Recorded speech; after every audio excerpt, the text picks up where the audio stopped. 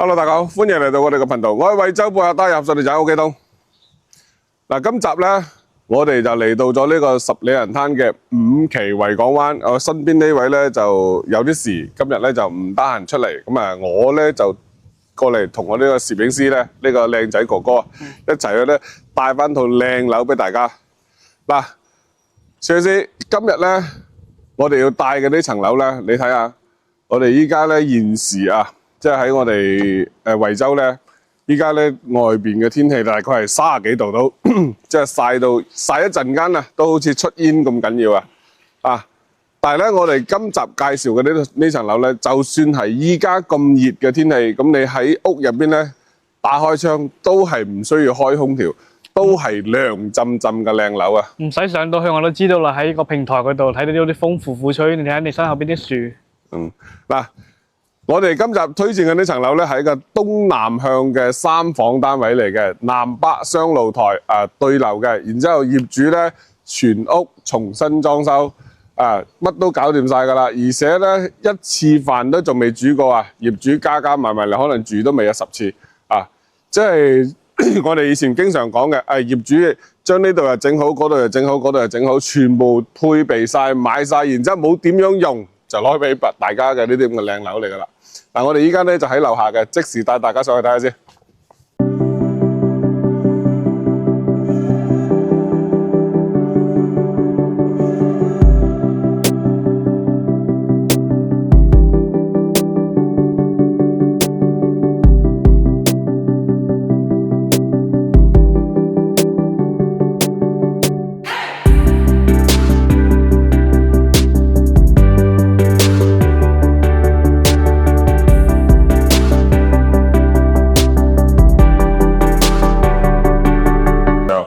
呢個咧都係一個獨門獨戶嘅，建築面積係120個平方米嘅3房。一入門睇到呢度咧，業主係做咗個到頂嘅鞋櫃位，連埋呢個凹位都做埋嘅，係咪好用心咧？跟住再睇翻呢個咧，呢啲牆面嘅藝術漆啊，呢啲印即係牆藝啊，都做咗噶啦。再入嚟咧就係餐客一體嘅一個客廳同埋餐廳。哇，好通風啊，東哥！係啊，非常之通風啊！可以睇到嗱，你睇一打開啲窗簾，係嘛喺度飛舞緊啊！夏天嘅話可以慳唔少嘅電費喎。跟住嗱，你睇下上司呢隻 view 係咪望晒山景嘅？成個呢個維港灣，因為我哋依家係呢個最邊呢一棟啊嘛，所以咧佢嘅個山景啊真係好靚。而且佢離嗰條馬路又遠，又唔會聽到噪音。係，嗱嗰邊就係嗰個高速啊！嗱，咁我哋依家就真係靜嘅，呢個係小區嘅園林綠化咧，就基本上就望唔到咩，主要都係睇山景嘅呢個屋苑嚇，呢層樓。嗱，再睇翻呢入邊咧，呢啲就係紅木實木嘅傢俬啦，呢啲唔知係酸枝啊定係？唔知咩木啦，唔識。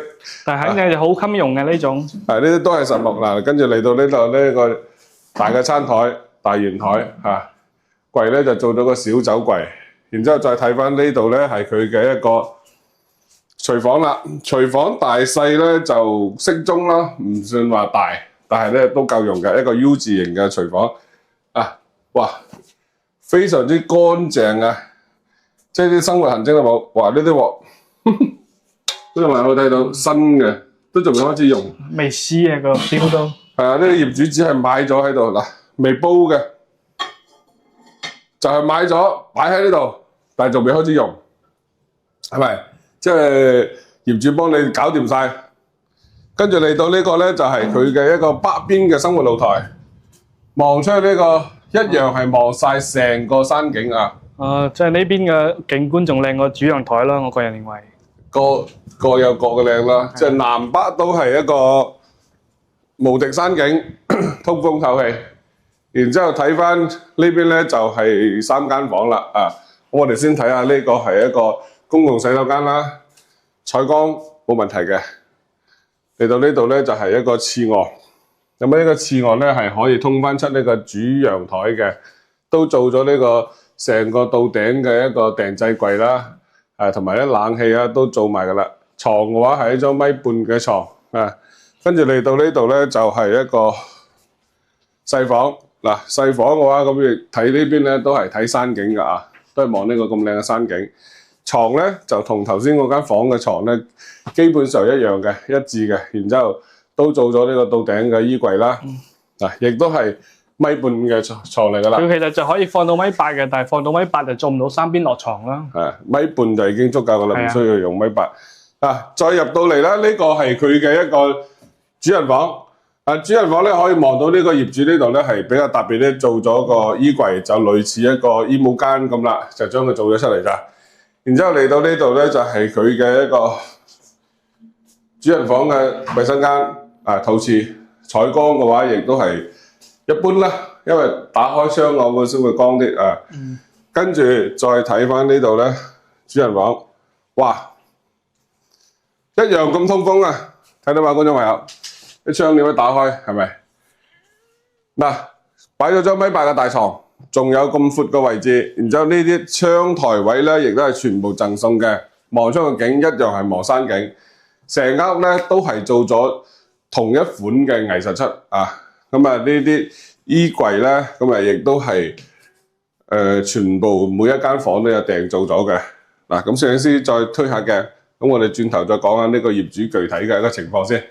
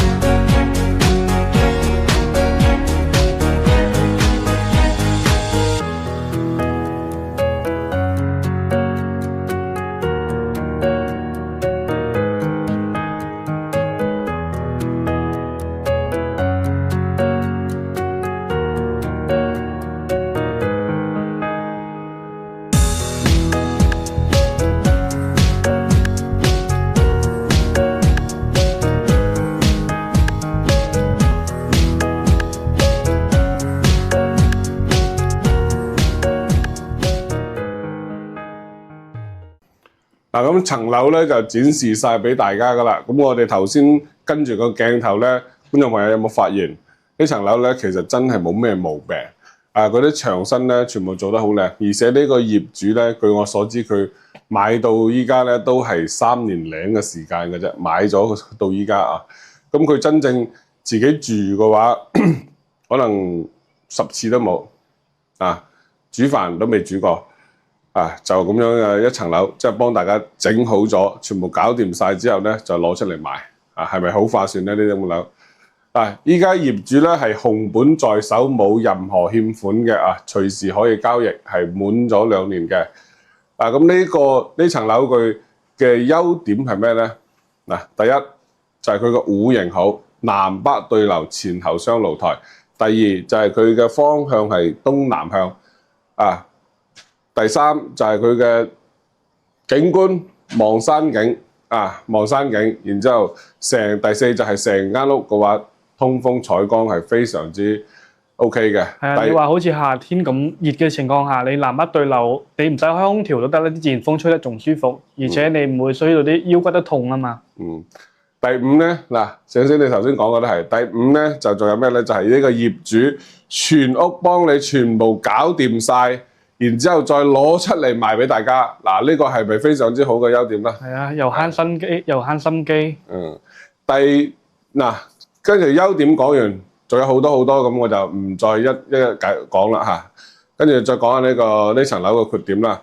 咁缺點咧就係呢個地理位置相對嚟講係比較差啲，就喺差唔多上到山頂㗎啦。第一個就係位置相對差啲，第二咧就係呢棟樓咧佢係冇呢個地下停車場嘅啊，就係得呢個地面，但係地面咧平時用咧係夠嘅啊。如果你要揸高爾夫球車啊嗰啲更加唔使講啦，就直接停泊喺樓下就可以啦，係咪？如果揸小車嘅話，咁你亦都喺露天嘅停車場可以有得停嘅。啊！如果真係唔夠停，嗱，隔離呢個22棟、21棟咧有地下停車場嚟嘅嚇，亦都可以停過去都得。嗱，呢個就係佢嘅缺點。